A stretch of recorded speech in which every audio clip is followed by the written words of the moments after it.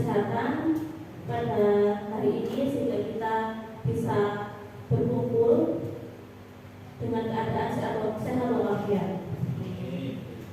Salawat serta salam kita curahkan kepada Nabi besar Muhammad SAW yang telah memberikan kita karunia-Nya sehingga kita bisa berjalannya terang benderang. Baik, Bapak Ibu, perkenalkan sudah kenal gitu. Dari saya Heriana Andriani, calon guru penggerak angkatan 7 dari SD Negeri 2 Sambiarjo. Pada hari ini saya akan mendiseminasikan modul yang saya dapat selama mengikuti program guru penggerak. Saya akan sedikit menjelaskan materi yang saya dapat di modul 1.4. Nah, di sini saya berdiri di sini bukan berarti saya sangat paham dengan materi tersebut ya, tapi saya hanya berniat untuk menularkan kepada Bapak Ibu semua apa yang saya dapat sehingga bisa Bapak Ibu terapkan di sekolah. Nah, materinya adalah menyebarkan pemahaman dan penerapan pengalaman budaya positif. Jika bicara tentang budaya positif, mungkin Bapak Ibu ada yang memiliki pendapat budaya positif itu apa? Budaya yang baik. Budaya yang baik, boleh. Budaya 5S. Budaya 5S. Apa Pak? 5S. Senyum, salam, sapa, sopan, santun. Terus ada yang lain nggak, Bapak Ibu? Ya, jadi budaya positif itu budaya yang baik. Budaya 5S. Nah, jadi kita sebagai seorang pengajar itu kita harus bisa menerapkan budaya positif. Jadi budaya positif itu bagaimana caranya anak-anak biar membudayakan atau mendisiplinkan dirinya di tempat yang baik, yang positif. Seperti filosofi Ki Hajar Dewantara adalah anak-anak hidup dan tumbuh sesuai kodratnya sendiri. Pendidik hanya dapat merawat dan menuntut tumbuhnya kodrat itu. Jadi anak-anak itu memiliki kodratnya sendiri, yaitu kodrat alam dan kodrat zaman. Nah, guru seperti kita semua ini hanya bertugas sebagai fasilitator. Jadi kita tidak bisa mengontrol anak-anak. Anak-anak harus seperti ini, harus seperti itu. Kita tidak bisa. Nah, bagaimana caranya supaya anak-anak tetap berperilaku baik, tapi kita tidak memaksa.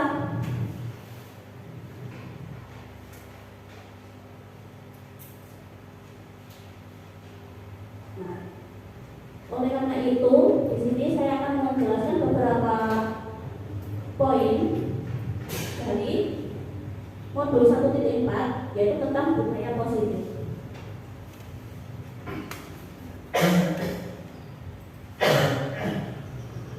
Baik, yang pertama adalah perubahan paradigma belajar.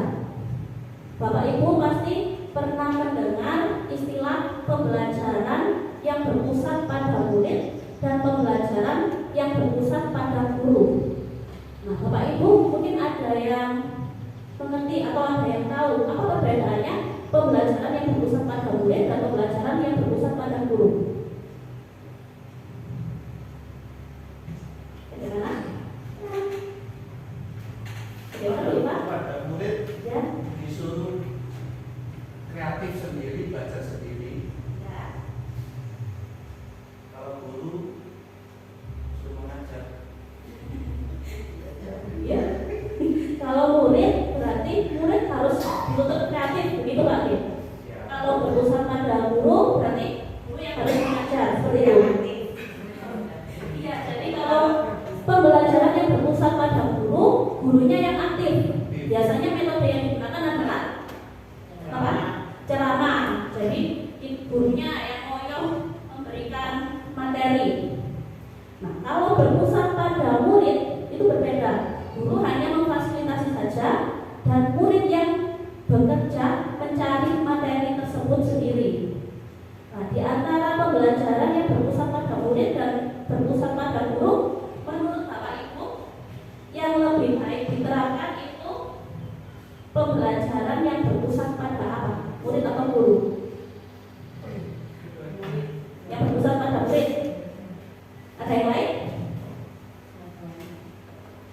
Ada dua-duanya.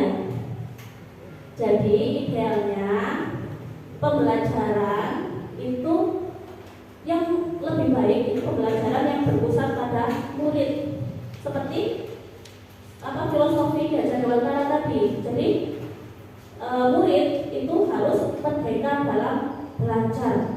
Kita tidak bisa menentukan semua murid tujuan belajarnya sama semua. Tidak bisa seperti itu.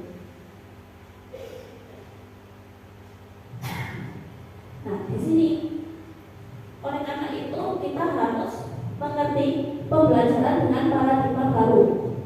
Pembelajaran dengan paradigma baru merupakan pembelajaran yang dirancang berdasarkan prinsip pembelajaran berdiferensiasi. Berdiferensiasi itu berasal dari kata different atau berbeda. Jadi kebutuhan belajar setiap anak itu berbeda-beda. Gaya belajarnya juga berbeda. Ada yang audio, ada yang visual, ada yang kinestetik. Nah, Bapak Ibu mungkin ada yang tahu atau tidak? Audio itu gaya belajarnya seperti apa, visual itu gaya belajarnya seperti apa, dan kinestetik itu seperti apa? Yang audio itu berhubungan dengan pendengaran. Jadi biasanya anak-anak itu untuk menghafalkan atau memahami materi biasanya diajak dengan bernyanyi atau mendengarkan ceramah, itu sudah cukup. Tapi berbeda dengan yang visual. Kalau visual bagaimana? Menonton video atau mengamati secara langsung. Nah, kalau kinestetik bagaimana? Kinestetik itu jadi anak-anak praktek secara langsung. Jadi kalau seorang anak yang gaya belajarnya kinestetik, lalu kita mengajarnya dengan audio, apakah anak tersebut akan paham dengan materi yang kita terangkan?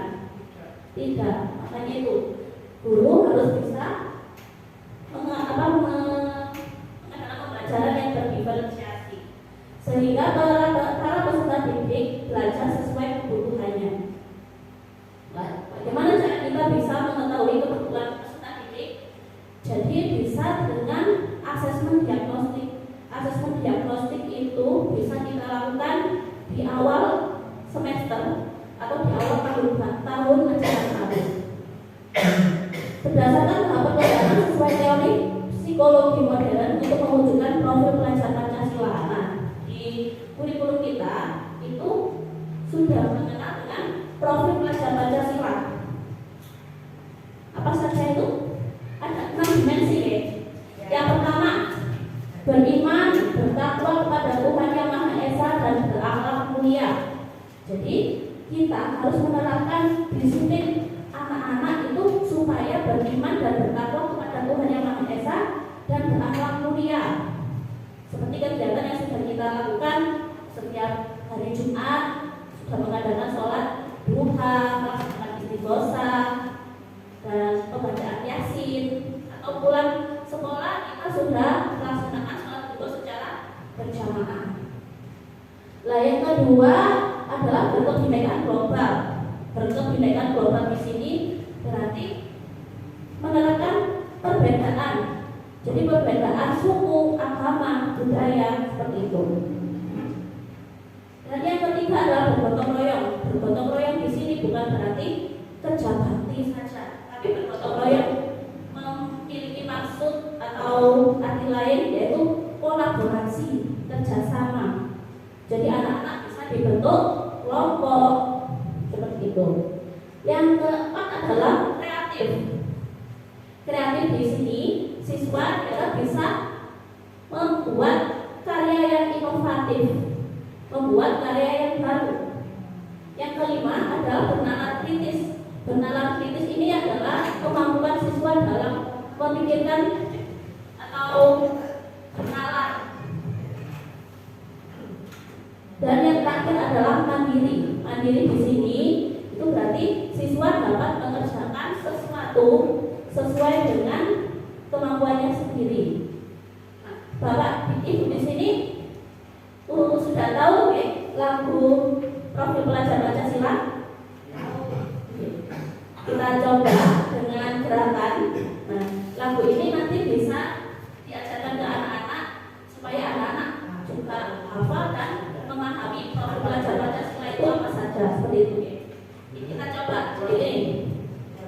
Gerakannya seperti ini ya. Belajar Pancasila, beriman dan bertakwa pada Tuhan yang esa dan berakhlak mulia. Kebinekaan global, gotong royong ini mandiri, kreatif.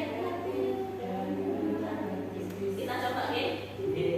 Berdiri saja biar berdiri biar kita semangat ya.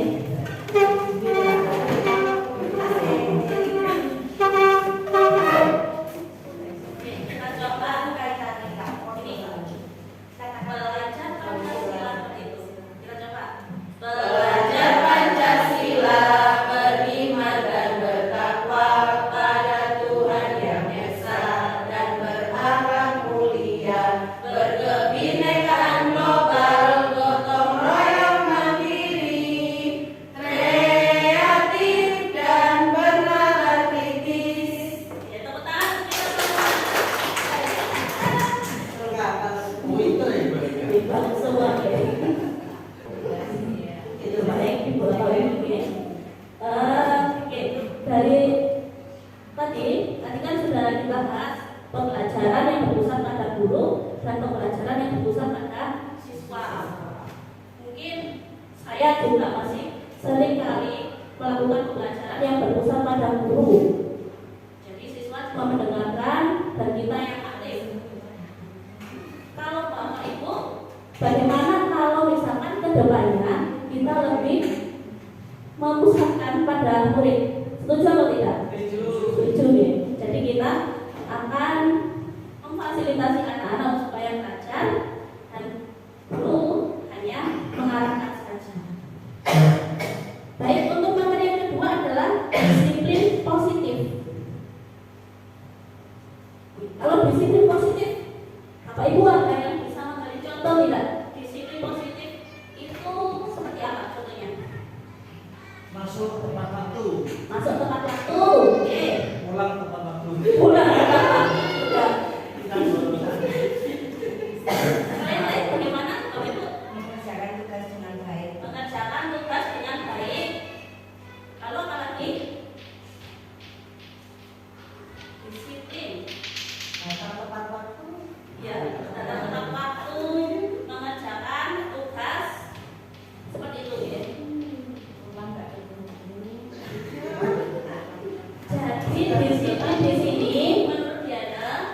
Disiplin itu berasal dari kata Latin disiplina yang berarti belajar. Kata disiplin juga berasal dari kata-kata yang sama dengan disipo atau murid atau pengikut. Untuk menjadi seorang murid atau pengikut, seseorang harus paham betul alasan mengapa mereka mengikuti suatu aliran atau ajaran tertentu. Sehingga motivasi yang terbangun adalah motivasi intrinsik, bukan ekstrinsik. Nah, di sini ada kata motivasi intrinsik dan motivasi ekstrinsik. Bedanya apa? Motivasi dari diri sendiri. Kalau motivasi intrinsik itu motivasi yang berasal dari diri sendiri. In dari dalam. Kalau motivasi ekstrinsik itu berasal dari luar. Contohnya motivasi ekstrinsik itu dari mana? Dari lingkungan. Salah satunya adalah dari peraturan yang sudah sekolah buat. Jadi ketika sekolah itu sudah menentukan masuk jam 7. Nah, lalu anak-anak ya masuk jam 7. Anak-anak memang betul masuk jam 7. Tapi kira-kira anak-anak masuk jam 7 itu alasannya apa? Apakah dari kesadaran dirinya sendiri atau kalau saya masuk di atas jam 7 saya nanti dihukum, seperti itu ya. Nah, itu namanya motivasi ekstrinsik.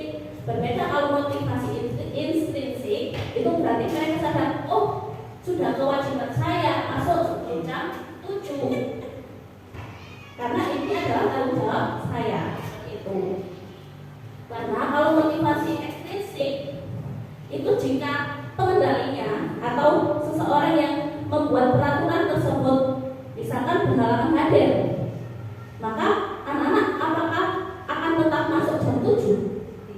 Tidak bisa jadi tidak seperti itu. Ya, mungkin misalkan saya anak-anak kalau pagi harus piket dulu. Nah, ternyata saya berhalangan hadir, apakah anak-anak akan tetap melaksanakan piket? Mungkin ada saja anak yang nggak usah mengerjakan PR, nggak usah piket, biar lo udah masuk. Nah, seperti itu. Karena kalau kita sudah menerapkan motivasi intrinsik, oh piket berarti itu memang sudah kewajiban saya harus bertanggung jawab untuk menjaga kebersihan kelas seperti itu. Nah, disiplin merujuk pada disiplin diri yang memiliki tanggung jawab terhadap apa yang dilakukannya berdasarkan nilai-nilai yang diyakini. Nah, disiplin positif.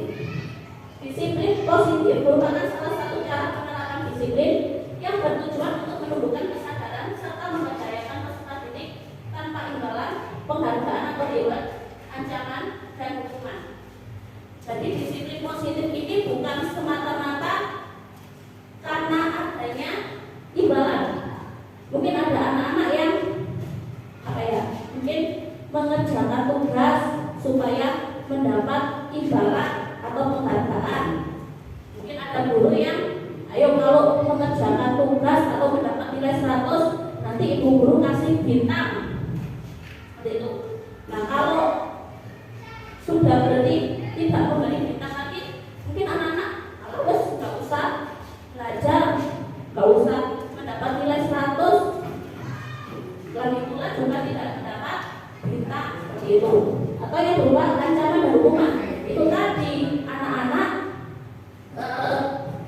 melaksanakan sesuatu hal yang disiplin tadi bukan karena adanya ancaman dan hukuman. Kalau ancaman, saya terlambat, saya takut dimarahi, seperti itu.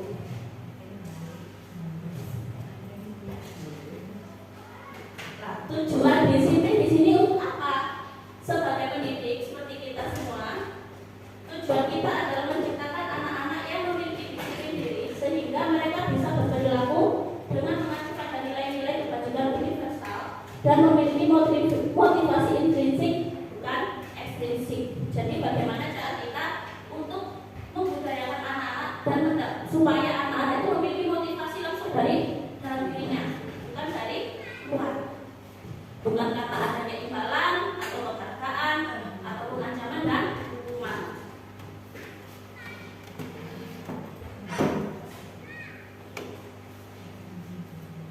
Nilai-nilai kebajikan itu apa?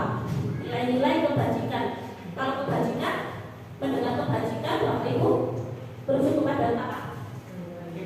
Kebaikan. Nah, di sini nilai-nilai kebajikan adalah nilai yang disepakati bersama, lepas dari suku bangsa, agama, bahasa, maupun latar belakangnya. Jadi nilai-nilai yang kita setujui bersama tanpa kita membeda-bedakan suku bangsa apa, agama apa, seperti itu. Nah, sebenarnya banyak sekali nilai-nilai kebajikan institusi atau organisasi. Tapi di sini saya mengambil 3 organisasi atau 3 institusi. Yang pertama adalah Profil Pelajar Pancasila. Nah, tadi sudah kita saya jelaskan satu persatu, adalah beriman bertakwa kepada Tuhan Yang Maha Esa, dan berakhlak mulia, mandiri, bernalar kritis, berkebinekaan global, bergotong royong, dan kreatif. Lalu pada Ibu Primary Years Program itu ada toleransi, rasa hormat, integritas, mandiri, menghargai, antusias, empati, keingintahuan, kreativitas, kerjasama, percaya diri, dan komitmen. Dan untuk keterampilan hidup atau life skill itu bisa berupa dapat dipercaya, lurus hati, pendengar yang aktif, tidak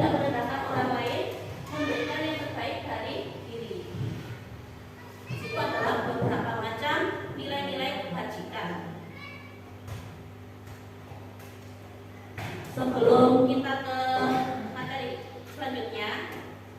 Masih semangat Bapak Ibu? Semangat, tetap semangat, jos. Begini, kalau saya bilang gini, Jaro ya, dulu Jakarta, Jaro, luar biasa, teman-teman itu oke? Jaro, Luar biasa. kurang semangat, Jaro. Luar biasa. Nah, kebutuhan dasar manusia, baik peserta didik maupun guru pasti memiliki kebutuhan dasar. Kebutuhan dasar itu adalah sesuatu yang membuat kita melakukan sesuatu. Alasannya itu apa? Jadi gitu. Jadi seperti ini. Misalkan seorang anak terlambat, itu kita tidak bisa langsung kamu terlambat langsung lari 10 kali misalkan seperti itu. Atau kamu tidak mengerjakan PR, udah kerjakan di luar saja. Kita tidak bisa seperti itu. Sebelum kita menentukan anak harus seperti apa, kita harus memahami dulu mereka, alasan mereka terlambat atau alasan mereka tidak mengerjakan PR itu kenapa. Nah, di sini kebutuhan dasar manusia adalah segala sesuatu yang kita lakukan untuk mendapatkan apa yang kita inginkan. Seluruh tindakan yang kita lakukan memiliki tujuan tertentu, dan usaha terbaik yang kita lakukan adalah dalam rangka agar kebutuhan dasar kita terpenuhi dengan baik.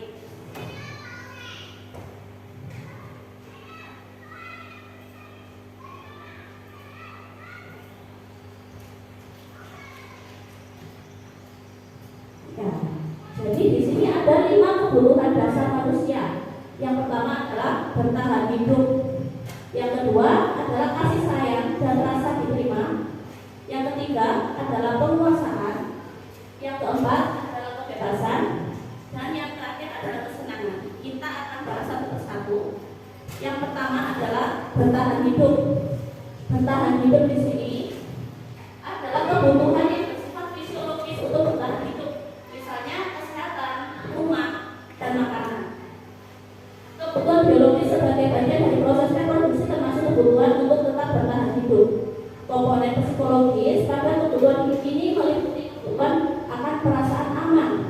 Jadi misalkan di sekolah anak-anak ada yang lemes, terus kita nggak bisa langsung kamu lemes saya segera cuci muka atau dukung lain. Tapi kita harus tanya dulu, kamu kenapa kok lemas?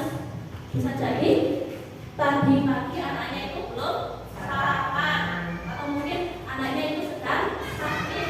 Jadi kita harus mengetahui dulu kebutuhan apa atau kebutuhan peserta didik yang apa yang belum terpenuhi. Seperti itu. Dan yang kedua adalah kebutuhan akan kasih sayang dan rasa diterima. Kebutuhan untuk disayangi dan diterima meliputi kebutuhan akan hubungan dan koneksi sosial, kebutuhan untuk memberi dan menerima kasih sayang, dan kebutuhan untuk merasa menjadi bagian dari suatu kelompok. Kebutuhan ini juga meliputi keinginan untuk tetap terhubung dengan orang lain seperti teman, keluarga, pasangan hidup, teman kerja, binatang peliharaan, dan kelompok di mana kita tergabung. Jadi di sini maksudnya kasih sayang dan rasa diterima.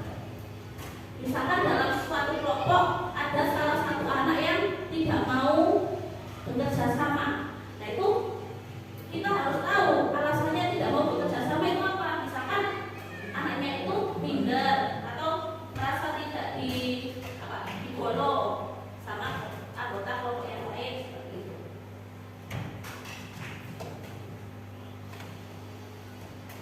Kebutuhan dasar yang ketiga adalah penguasaan. Kebutuhan ini berhubungan dengan kekuatan untuk mencapai sesuatu, menjadi kompeten, menjadi terampil, diakui atas prestasi dan keterampilan kita, didengarkan dan memiliki rasa harga diri. Kebutuhan ini meliputi keinginan untuk dianggap berharga, bisa membuat perbedaan, bisa membuat pencapaian kompeten, diakui, dihormati. Ini meliputi self-esteem dan keinginan untuk meninggalkan pengaruh. Jadi maksudnya penguasaan ini biasanya kan ada anak-anak yang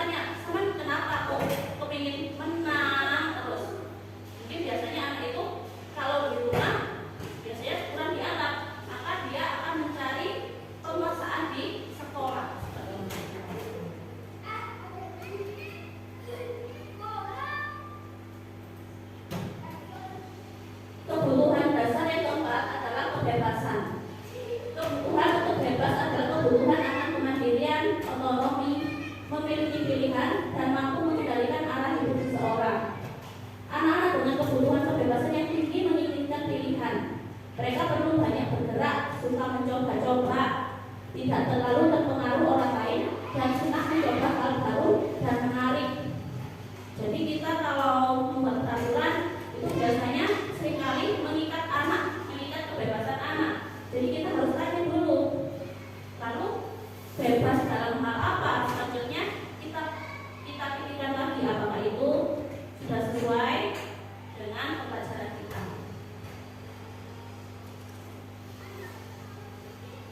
Dan untuk kebutuhan dasar yang terakhir adalah kesenangan. Kebutuhan ini untuk mencari kesenangan, bermain dan tertawa.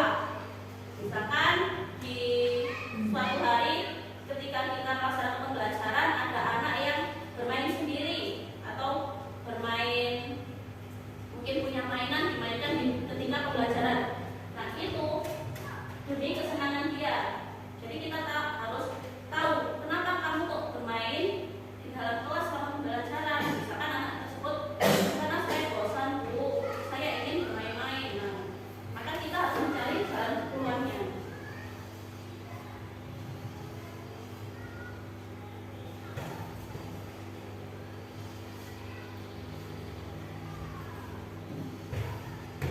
Materi selanjutnya adalah tentang motivasi perilaku manusia. Tadi sudah kita singgung, motivasi itu ada dua macam. Ada yang bersifat eksternal dan bersifat internal. Kalau bersifat eksternal itu untuk mendapatkan imbalan atau penghargaan dari orang lain. Itu salah satu contohnya. Dan juga untuk menghindari ketidaknyamanan atau hukuman. Itu adalah motivasi yang bersifat eksternal. Sedangkan yang bersifat internal itu mereka sudah memiliki motivasi untuk menjadi orang yang mereka inginkan dan menghargai diri sendiri dengan nilai-nilai yang mereka percaya. Nah, di sini ada 3 macam motivasi perilaku manusia. Di sini ada hukuman, ada konsekuensi, dan restitusi. Hukuman dan konsekuensi itu merupakan motivasi yang bersifat eksternal atau dari luar. Kalau restitusi itu berasal dari diri atau internal. Nah, mungkin hukuman dan konsekuensi Bapak Ibu sudah sering mendengar ya. Kalau hukuman itu seperti apa, konsekuensi itu seperti apa. Nah, kalau restitusi itu apa? Apakah mungkin Bapak Ibu ada yang sudah pernah mendengar tentang restitusi? Belum? Nah, kalau hukuman itu dalam menjalankan peraturan ataupun keyakinan kelas atau sekolah, bila mana ada suatu pelanggaran, tentunya sesuatu harus terjadi. Untuk itu kita perlu meninjau ulang tindakan penegakan peraturan atau keyakinan kelas atau sekolah kita selama ini. Nah, kalau hukuman itu sifatnya langsung mendadak. Misalkan anak-anak hari ini ada yang terlambat, langsung dihukum lari mengelilingi lapangan berapa kali. Itu namanya hukuman. Kalau konsekuensi itu berbeda. Tindakan terhadap suatu pelanggaran pada umumnya berbentuk hukuman atau konsekuensi. Jadi kalau konsekuensi di sini itu sudah kita tentukan di awal-awal tahun ajaran baru atau semester. Biasanya kita membuat kontrak dengan anak-anak. Misalkan tidak mengerjakan PR. Nah, apa konsekuensinya? Apa yang akan mereka dapatkan jika tidak mengerjakan PR? Jadi kita sudah membuat kontrak seperti itu. Beda kalau hukuman itu saat ini melaksanakan, saat ini juga langsung terkena hukuman tanpa adanya kontrak. Nah, restitusi kata yang baru kita dengar. Restitusi adalah proses menciptakan kondisi bagi murid untuk memperbaiki kesalahan mereka, sehingga mereka bisa kembali pada kelompok mereka dengan karakter yang lebih kuat. Restitusi juga merupakan proses kolaboratif yang mengajarkan murid untuk mencari solusi untuk masalah mereka dan membantu murid berpikir tentang orang seperti apa yang mereka inginkan dan bagaimana mereka harus memperlakukan orang lain.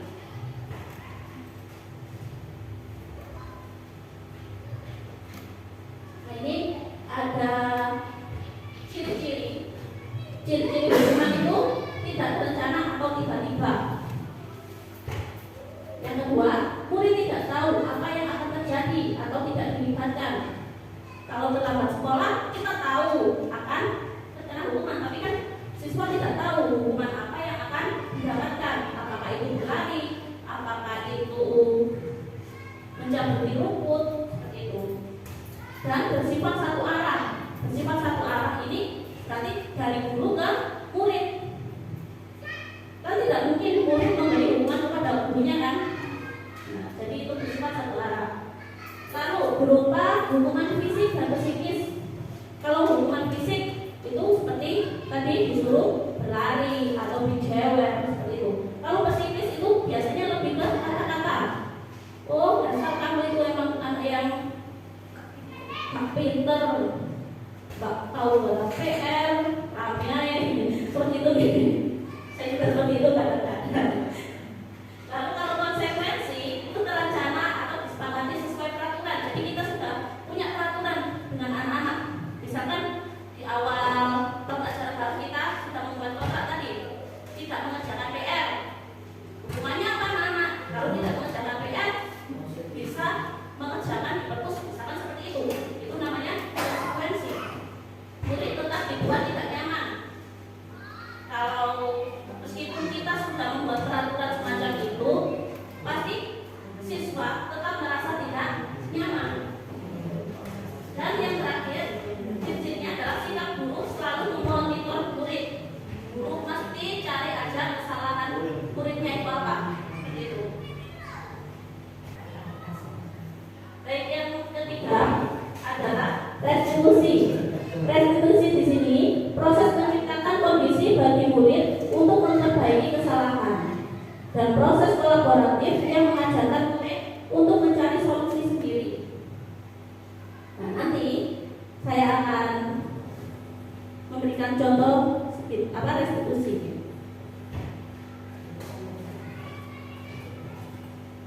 Sebelum kita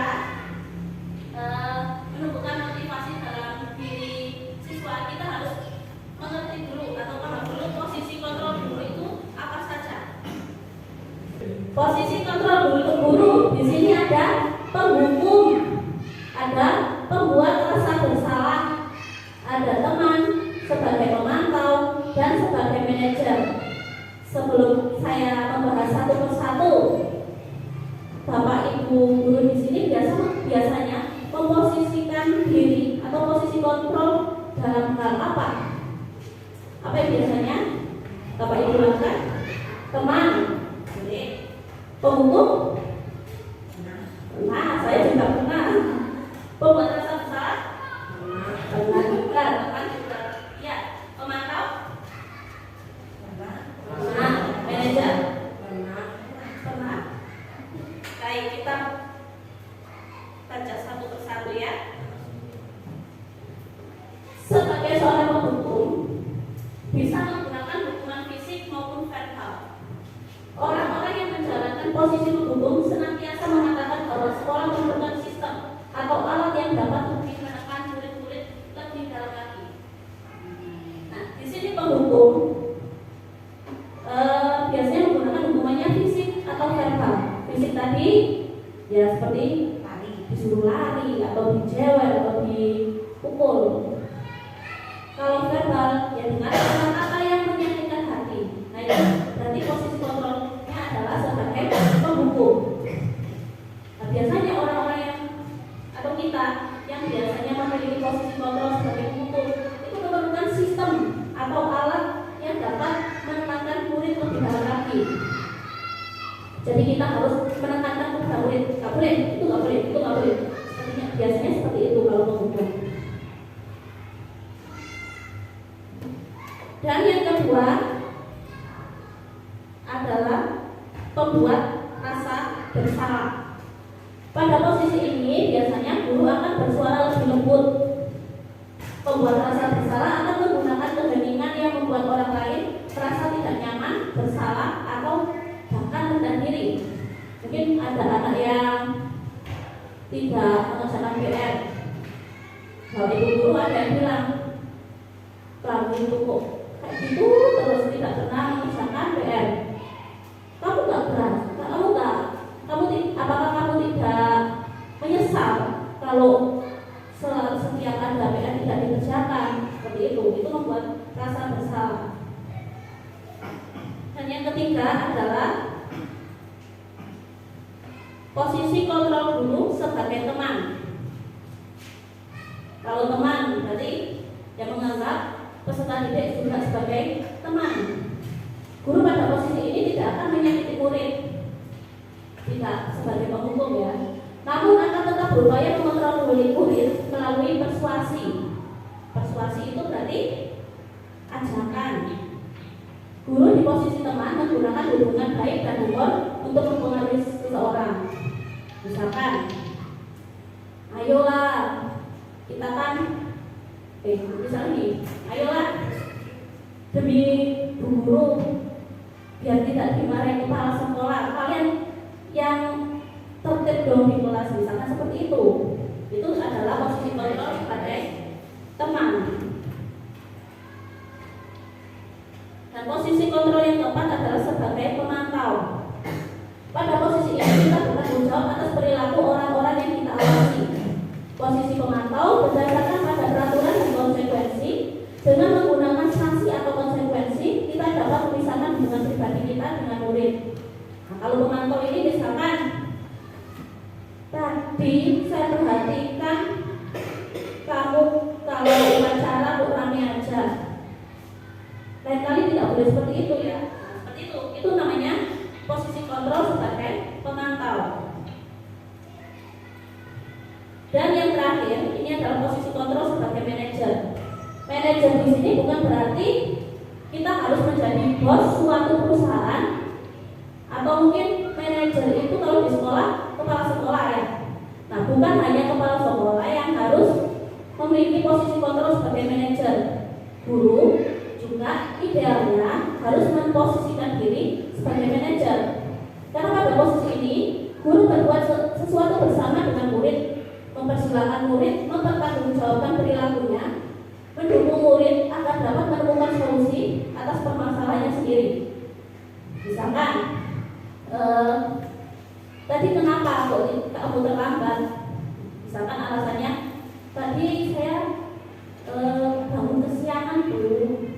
Nah, terus apa yang harus kamu lakukan supaya besok atau hari-hari lainnya tidak terlambat?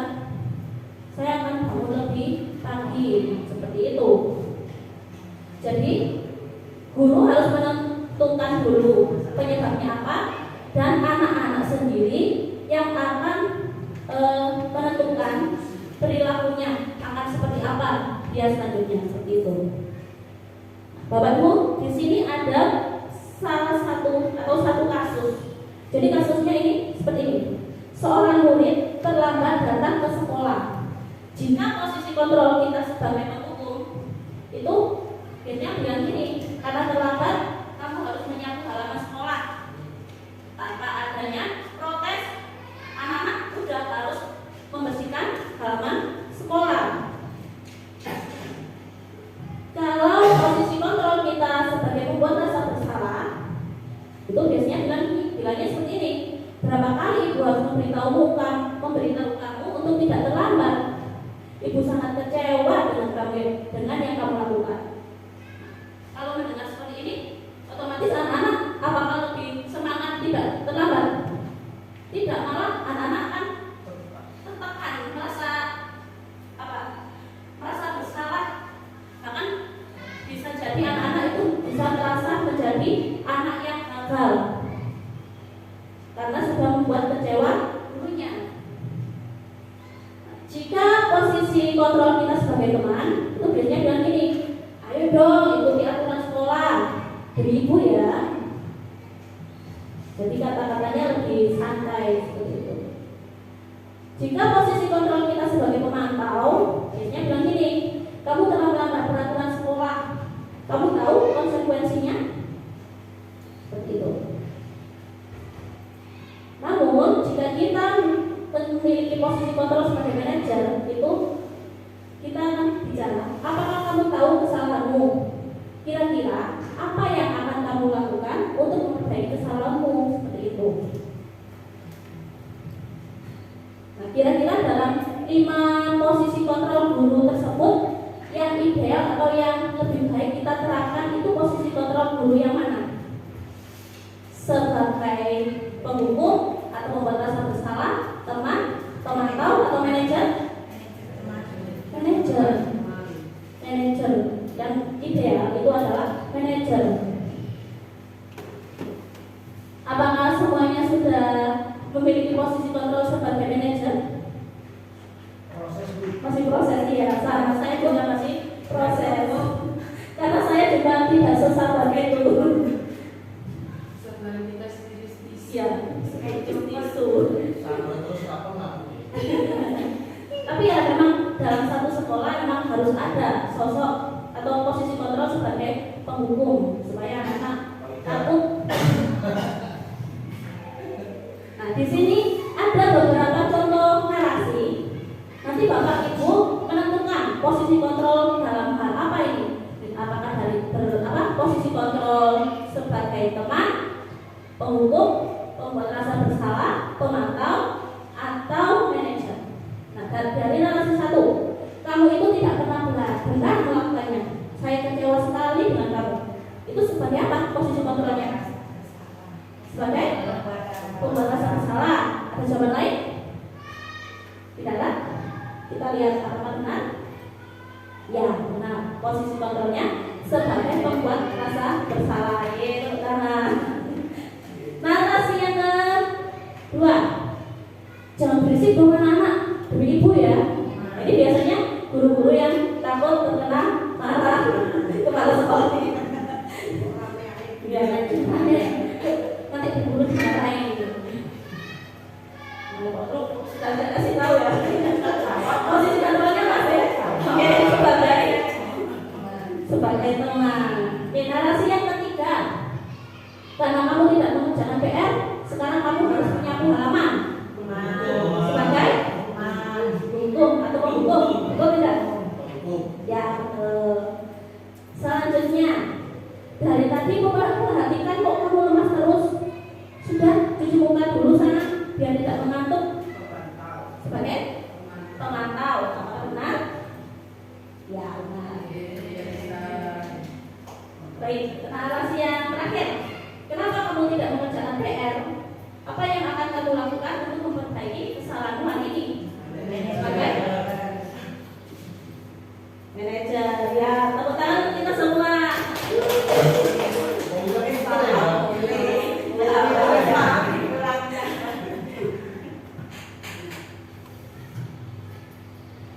Baik, materi selanjutnya adalah keyakinan kelas. Apa itu keyakinan kelas? Mungkin kita ada yang tahu keyakinan kelas atau pernah mendengar tentang keyakinan kelas. Apa bedanya keyakinan kelas dengan peraturan kelas? Kalau peraturan, kalau peraturan itu yang menentukan siapa? Bisa kesepakatan, bisa wali kelas, bisa kesepakatan. Ya, tapi biasanya kalau yang tertera biasanya di papan tata tertib atau papan peraturan itu yang membuat siapa? Sekolah. Sedangkan keyakinan kelas itu yang membuat adalah siapa? Guru atau siswa? Guru dan siswa. Yang membuat keyakinan kelas adalah siswa itu sendiri. Apa perbedaan keyakinan kelas dengan peraturan kelas?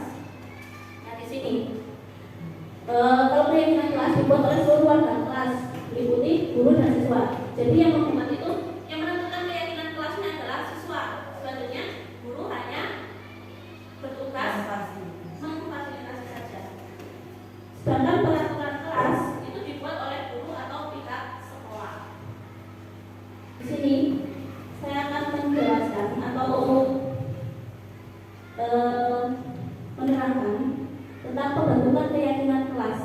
Jadi di sini saya sudah menerapkan ke kelas 5, kemarin sudah mencoba membuat keyakinan kelas dengan anak-anak kelas 5. Jadi di sini itu anak-anak menulis sendiri peraturan atau keyakinan apa yang mereka inginkan di kelas 5. Misalkan di sini ada menjaga fasilitas sekolah, terus tolong menolong sesama teman, harus tenang di dalam kelas saat waktu pelajaran, dan lain-lain. Ini semua adalah anak-anak yang menentukan.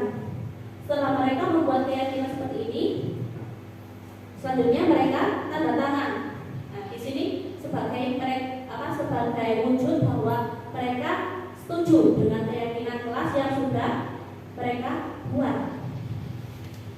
Jika anak tersebut itu masih tidak melaksanakan atau melakukan sesuatu yang tidak sesuai dengan keyakinan kelas, mereka akan memikirkan, oh, perbuatanku itu tidak sesuai dengan keyakinan kelas 5 yang sudah saya sepakati bersama teman-teman. Nah, sifatnya itu biasanya lebih abstrak, seperti nilai-nilai kebajikan tadi. Misalkan harus bertanggung jawab. Bertanggung jawab dalam hal apa? Apakah dalam tugas saja? Tidak, tapi bertanggung jawab dalam hal semuanya. Berupa pernyataan-pernyataan yang universal, dibuat dalam bentuk pernyataan positif. Maksudnya pernyataan positif di sini itu tidak mengandung kata-kata yang negatif. Kata-kata yang negatif itu yang biasanya ada jangan membuang sampah sembarangan. Bukan seperti itu, atau tidak membuang sampah sembarangan. Kalau kalimat yang negatif seperti itu harus diubah ke kalimat positif. Sama apa? Membuang sampah di tempatnya atau di tempat sampah, seperti itu. Jadi harus dikurangi menggunakan kata-kata negatif. Pernyataan dibuat tidak terlalu banyak sehingga mudah diingat dan dipahami. Nah, seperti yang saya buat ini, karena siswa saya berjumlah 12, berarti ada 12 keyakinan yang mereka buat. Jadi satu anak itu cukup membuat satu keyakinan saja, lalu ditempelkan di kertas seperti ini menggunakan kertas post-it, seperti itu aja sudah cukup. Boleh sama gitu ya? Kalau misalkan sama, apa yang terjadi? Seperti ini Pak. Jadi misalkan ada 2 anak, kita harus tolong menolong sesama teman, seperti itu. Yang kedua, itu kita harus tolong menolong teman-teman apabila teman membutuhkan bantuan. Itu kan hampir sama. Jadi kita jadikan satu seperti ini. Seperti itu. Atau mungkin ada yang kita harus ketemu dengan teman, yang satunya menghargai teman walaupun berbeda agama. Seperti itu. Jadi itu kan hampir sama. Jadi bisa kita jadikan satu seperti ini. Nah, yang bisa membuat keyakinan kelas ini siapa? Murid dengan guru. Guru apa? Ya, terutama wali kelas, karena kita membuat keyakinan kelas. Jadi yang bertugas yang kelas itu dengan guru atau wali kelas tersebut. Semua warga kelas ikut berkontribusi dalam pembuatan keyakinan kelas, semuanya ya. Dan meninjau kembali keyakinan kelas dari waktu ke waktu. Setiap anak melakukan kesalahan, itu kita harus meninjau lagi. Ayo, sudah sesuai dengan keyakinan kelasnya atau belum? Seperti itu. Oh ya, itu sesuai dengan kondisi kelas dan sekolah sehingga menerapkan. Harus sesuai. Nah, mungkin Bapak Ibu saya harapkan mungkin bisa membuat atau membentuk keyakinan kelas masing-masing. Bisa nggak kira-kira Bapak Ibu? Saya sudah pernah tapi tidak ditulis.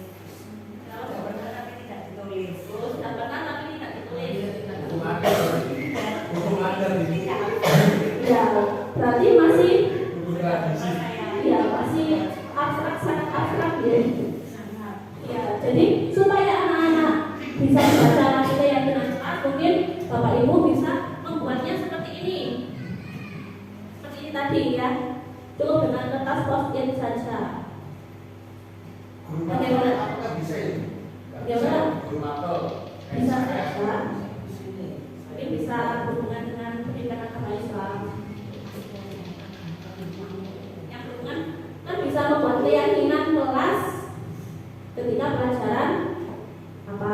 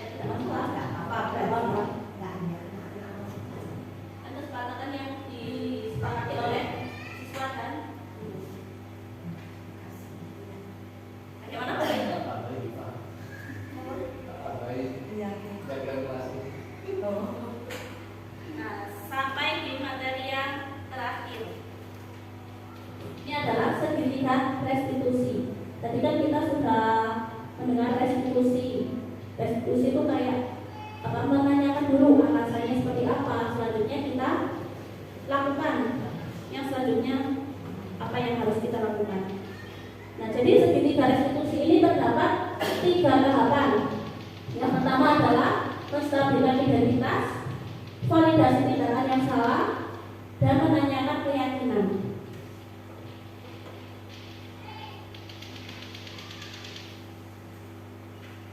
Yang pertama adalah menstabilkan identitas. Bertujuan untuk mengubah identitas anak dari orang yang gagal karena melakukan kesalahan menjadi orang yang sukses. Kalau kita ingin yang atau murid menjadi reflektif, maka kita harus meyakinkan si anak dengan cara mengatakan kalimat-kalimat ini. Mungkin ini agak aneh ya, jarang disampaikan atau diutarakan oleh seorang guru. Seperti ini, berbuat salah itu tidak apa-apa, tidak ada manusia yang sempurna. Saya juga pernah melakukan kesalahan seperti itu. Kita bisa menyelesaikan ini. Bapak Ibu tidak tertarik mencari siapa yang salah, tapi Bapak Ibu ingin mencari solusi dari permasalahan ini. Kamu berhak merasa begitu. Apakah kamu sudah menjadi teman yang baik buat dirimu sendiri? Jadi kalimat-kalimat seperti ini itu yang kita sampaikan kepada siswa ketika siswa melakukan kesalahan. Kalau misalkan anak-anak itu tidak mengerjakan PR, oh ya nggak apa-apa, berbuat salah itu ya nggak apa-apa kamu mengerjakan PR. Padahal di hati dalam menjadikan kayak gitu ya. Sulit ya Bu ya, sulit. Saya juga sulit, tapi tidak apa-apa, kita perlahan-lahan meninggalkan posisi kontrol kita sebagai yang biasanya menghukum. Kita melakukan restitusi seperti ini.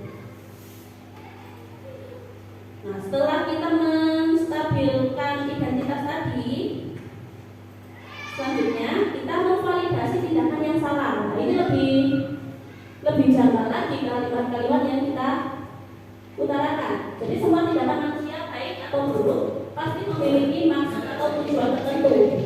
Maka dari itu guru perlu mengenali tujuan dari setiap tindakan agar bisa menemukan cara-cara paling efektif untuk mengatasi suatu permasalahan yang terjadi. Kalimat-kalimat di bawah ini mungkin terdengar asing buat guru, namun bila dikatakan dengan nada tanpa menghakimi akan memvalidasi kebutuhan mereka. Misalkan seperti ini. Padahal kamu bisa melakukan yang lebih buruk hari ini ya. Kan kita nggak mungkin tidak pernah ya mungkin kamu pasti punya alasan mengapa melakukan hal itu. Kamu patut bangga pada dirimu sendiri karena kamu telah melindungi sesuatu yang penting buatmu. Kamu boleh mempertahankan sikap itu, tapi kamu harus menambahkan sikap yang baru. Misalkan ada anak yang berkelahi karena mungkin biasanya kalau anak-anak itu menjelek-jelekan nama orang tua, jadinya marah. Kita bisa bilang gini, kamu nggak apa-apa marah karena nama orang tua kamu dijelek-jelekan teman kamu, tapi kamu harus menemukan sikap yang lain yang lebih baik. Bagaimana caranya seperti itu?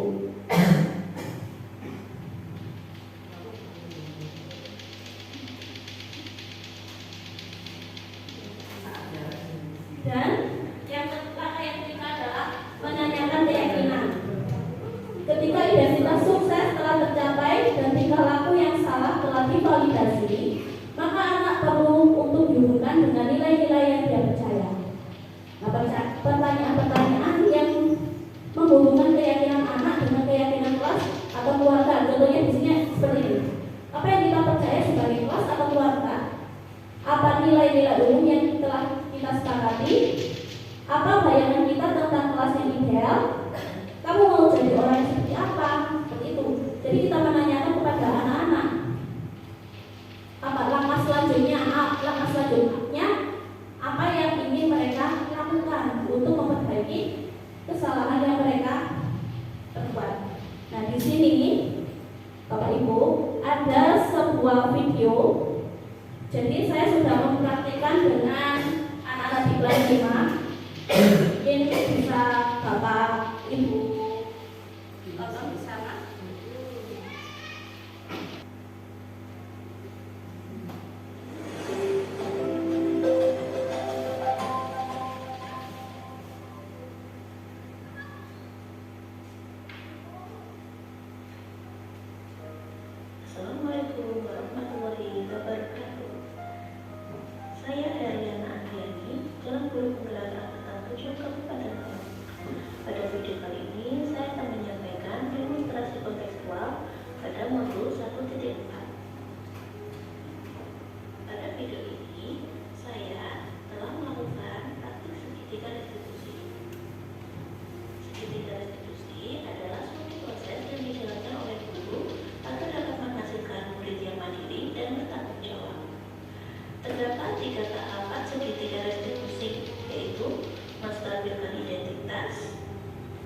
memvalidasi tindakan yang salah, dan menanyakan keyakinan.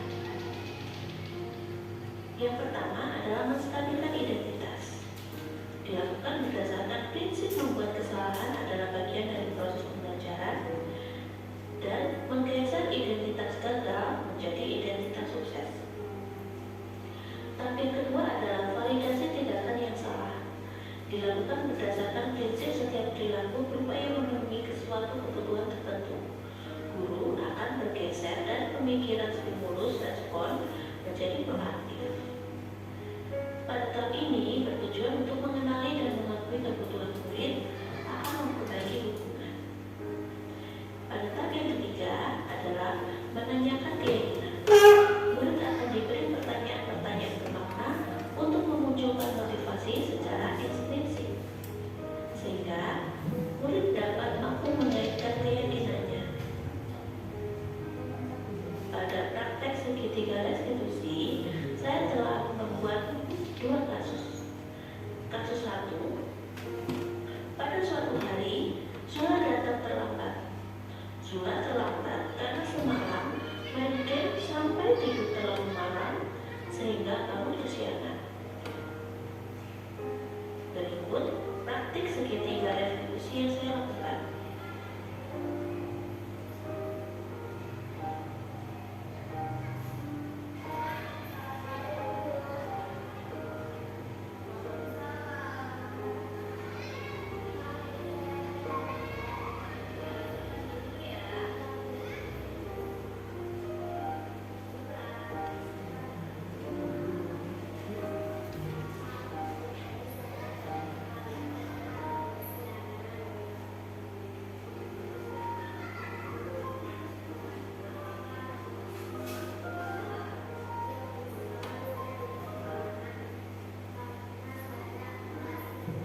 Nah, jadi di sini kita mencari tahu dulu alasan seorang anak tersebut melakukan kesalahan.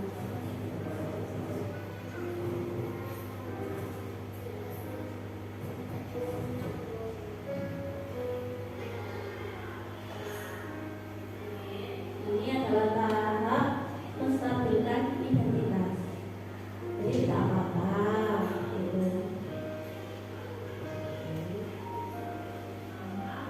Main game juga tidak apa-apa, tapi main game terlalu malam juga tidak baik untuk kesehatan. Nah, itu adalah memvalidasi tindakan yang salah.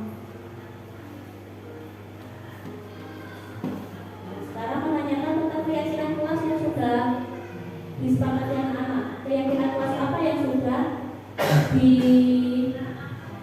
yang tidak dilakukan oleh Zula. Jadi, datang tepat waktu berarti tidak disiplin, Bu. Itu adalah tahap yang terakhir tadi.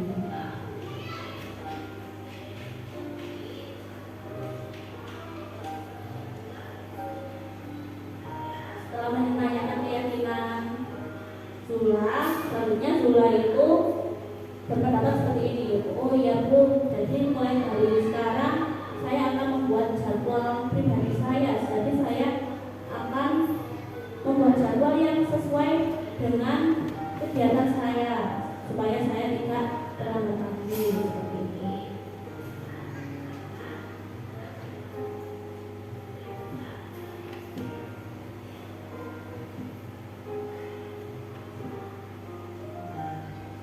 Kasus 2, Farel suka sekali menjahili temannya. Suatu hari, dia menggoda Abel sehingga membuat Abel menangis. Dari kasus 2.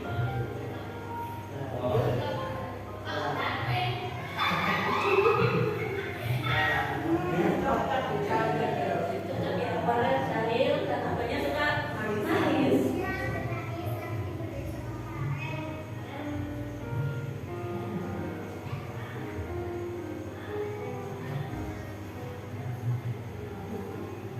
Menanyakan alasannya kenapa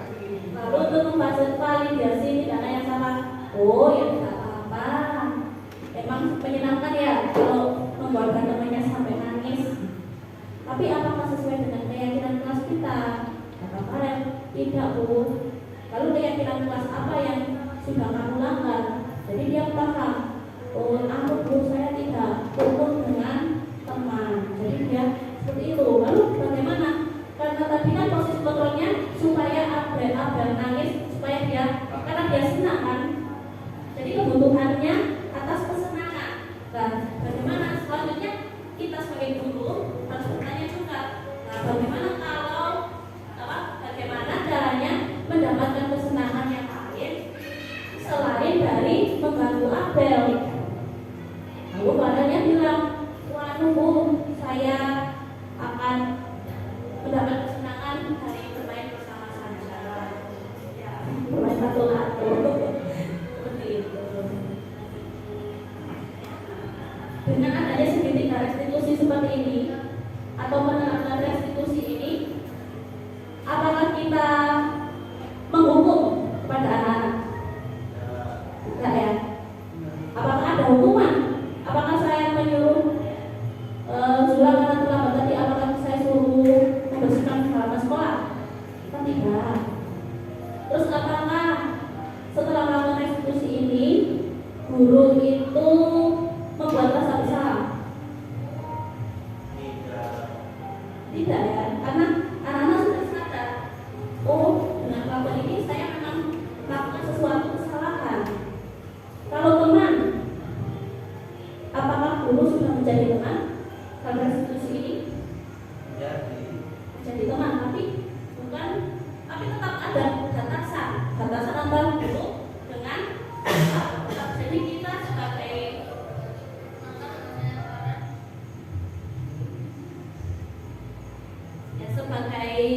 guru dengan siswa itu tidak bisa kita sejajar. Kita tidak bisa memposisikan diri kita sebagai teman. Guru ya tetap guru, seseorang yang harus dihormati. Murid ya murid, tidak bisa menjadi teman kita. Kita bisa dengan murid itu saling apa ya? Saling sharing, saling berbagi boleh. Tapi kita harus tetap bisa memposisikan diri kita sebagai guru. Kita harus paham bahwa guru dengan murid adalah posisi yang berbeda. Karena kalau seorang murid menganggap seorang guru itu sebagai teman, itu juga bisa bahaya. Kenapa? Iya bisa jadi lama anak-anak itu. Nah, dari materi yang sudah saya jelaskan tadi, mungkin Bapak Ibu ada yang bertanya? Tidak? Sebenarnya saya tuh sudah menerapkan segitiga restitusi tadi.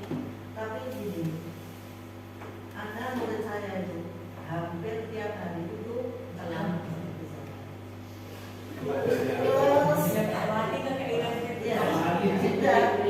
terus gini, saya juga nggak marah.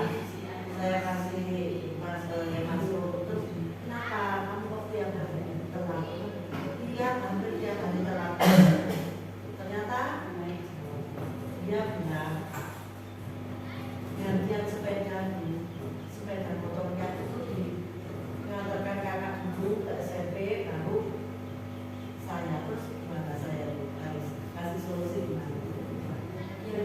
Gini, kalau segitiga restitusi itu kan anak-anak yang mencari sendiri jalan keluarnya.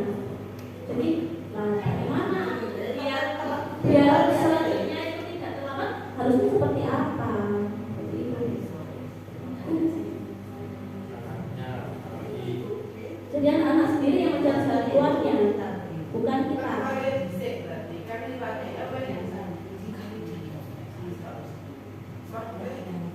Misalkan berangkatnya lebih pagi, seperti itu bagaimana Bu Ida? Misalkan berangkatnya lebih pagi lagi. Kalau misalkan biasanya berangkat jam 6:30, mungkin bisa jam 6:04. Apa itu saya harus ke ibunya gitu ngomongnya? Ya, Kalau anaknya nggak bisa, anaknya yang ngatur orang tuanya. ya kembali lagi nanti ya bisa ke orang tuanya, karena kalau siswa kelas rendah itu juga kesulitan untuk menentukan tindakan yang harus dilakukan, karena dia juga memiliki posisi kontrol juga ya berarti harus berdiskusi lagi dengan orang tuanya. Jadi mungkin melakukan segitiga restitusinya dengan orang tua. Kan kita jelaskan kita tidak bisa terus terlambat. Lalu bagaimana caranya bapak atau ibu supaya anaknya tidak terlambat seperti itu?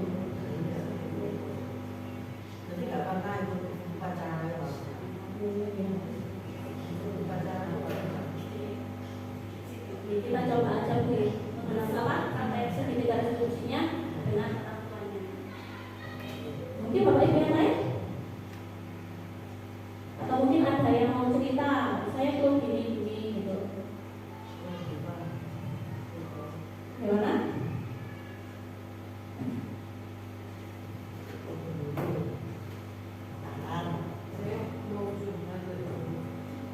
curhat.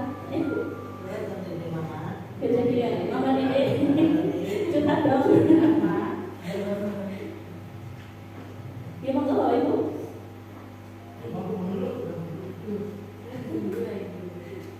Satu juga ngantuk.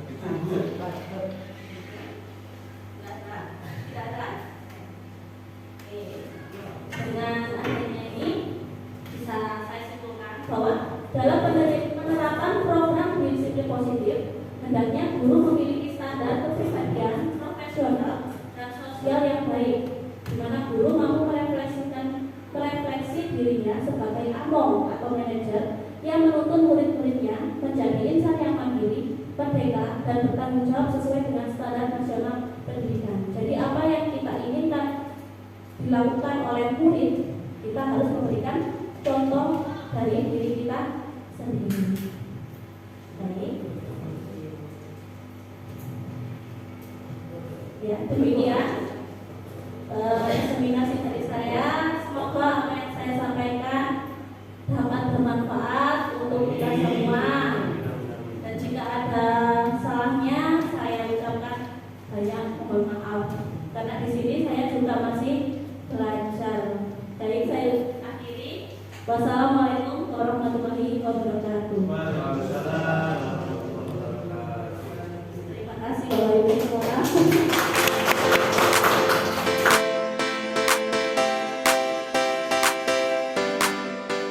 Assalamualaikum warahmatullahi wabarakatuh.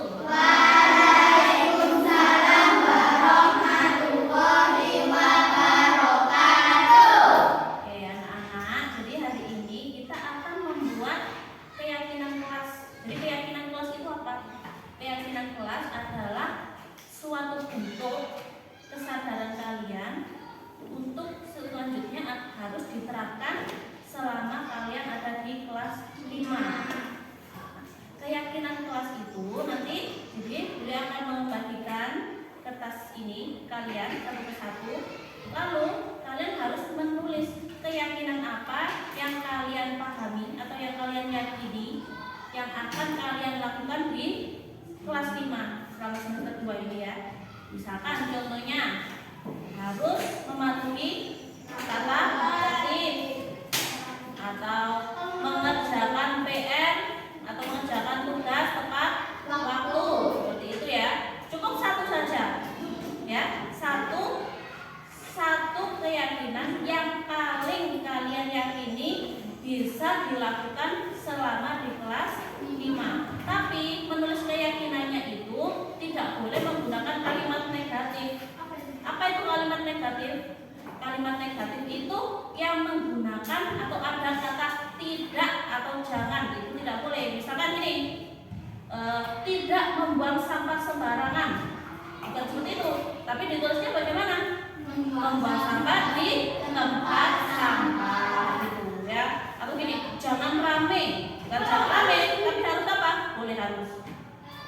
Kalau jangan rame itu kan tidak boleh, karena ada jangannya. Diam sunyi. Kita harus tenang selama di dalam kelas. Misalkan kayak gitu, bisa ya? Oke, ini akan saya bagikan. Lalu setelah kalian menulis sebuah kalimat tentang keyakinan, nanti kalian tempelkan di kertas A10 di papan tulis ya.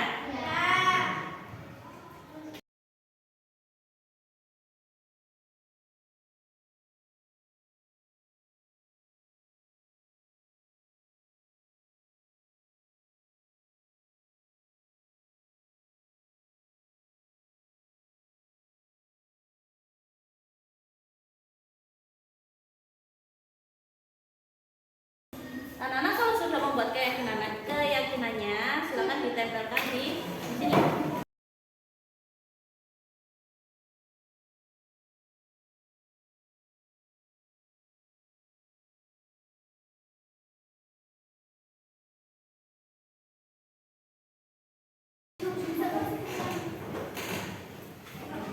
Nah, jadi di sini kita sudah membuat beberapa keyakinan kelas kita, ya. Dan beliau mau minta tolong satu anak untuk maju untuk membacakan keyakinan kelasnya teman-teman. Siapa?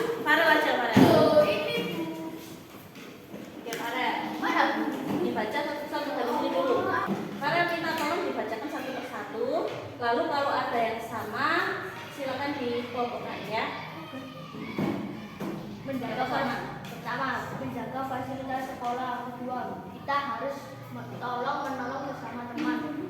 Harus tenang di dalam kelas saat waktu pelajaran. Kita harus tolong menolong ke teman-teman. Yang mana yang sama? Ini sama. Ini berarti kita jadikan satu baik aja ya.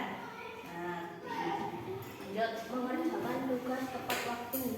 Kita harus menghargai semua siswa dan guru. Mengerjakan tugas tepat waktu. Sama ya? Sama. Ya, dijadikan satu.